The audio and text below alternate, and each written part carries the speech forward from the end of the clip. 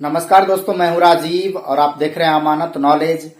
दोस्तों, आज हम जानकारी प्राप्त करेंगे कि सन 1946 में मैंने एक जमीन रजिस्ट्री कराया है और उस जमीन का रजिस्ट्री पेपर मेरे पास है और उस जमीन पर दखल कब्जा भी मेरा है, लेकिन दाखिल खारिज अब तक नहीं करा सका।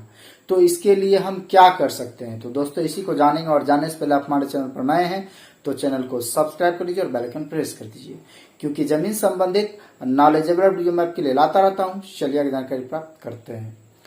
तो दोस्तों, इस वीडियो को आप पूरा देखिएगा तभी आप समझ पाएंगे, ठीक है। तो दोस्तों, एक जमीन मान लीजिए कि सन 1986 में रजिस्ट्री करा लिया और जब रजिस्ट्री करा लिया तो उसका दस्तावेज मतलब जो रजिस्ट्री पेपर है वो हमारे पास है। उस जमीन पर दखल कब्जा भी मैंने कर लिया है, लेकिन दाखिल खारिज नहीं करा सका। तो दाखिल खारिज नहीं करा सका, इसका बहुत सारा रीजन हो सकता है आपके पास, लेकिन अब बात आती है कि प्रेजेंट टाइम में दाखिल खारिज आखिर कैसे होगा।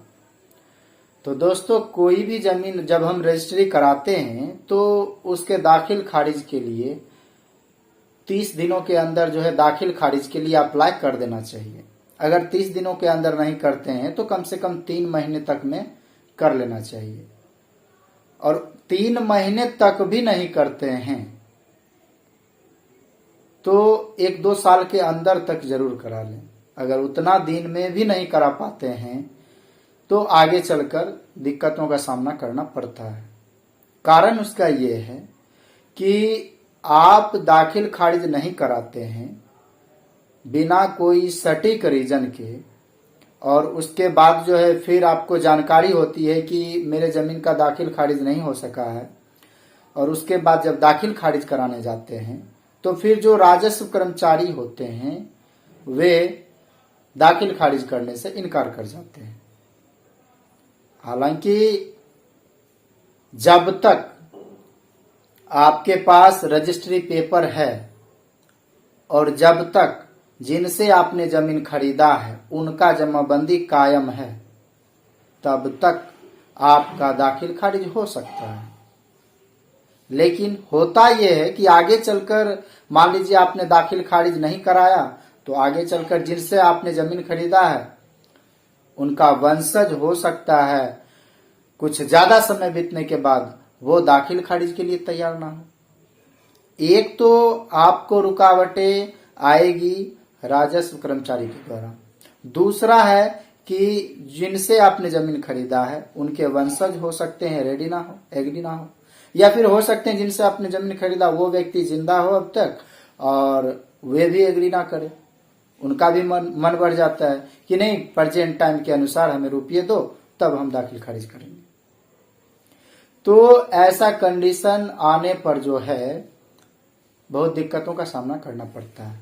लेकिन फिर भी आप चाहते हैं कि नहीं, मेरा बहुत दिन हो गया है, सन 1986 की बात है और प्रेजेंट टाइम में दाखिल खारिज कराना चाहते हैं तो हो सकता है, लेकिन उसके लिए आपका कागजात सही होना चाहिए।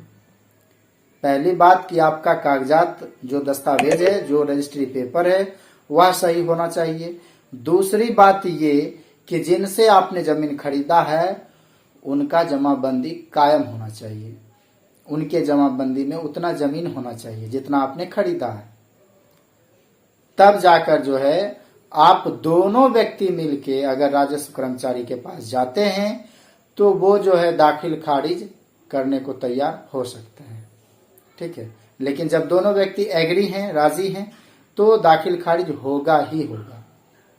बस उनके जमाबंदी से जमीन खत्म नहीं होना चाहिए, उसमें जमाबंदी में जमीन रहना चाहिए जितना आपने खरीदा है।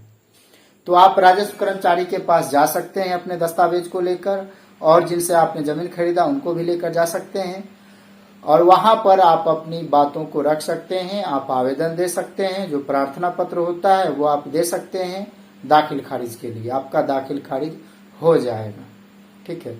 लेकिन अब तक नहीं हुआ है तो और ज्यादा देर ना करें, इस बात का ध्यान रखें, ठीक है। तो दाखिल खारिज कराएं, आपका दाखिल खारिज हो जाएगा। तो दोस्तों, उम्मीद करता हूं समझ में आ गया होगा। अगर समझ में आ गया तो वीडियो को लाइक और शेयर करना ना भूलें। मिलते हैं नेक्स्ट वीडियो के साथ, तब तक के लिए अलविदा।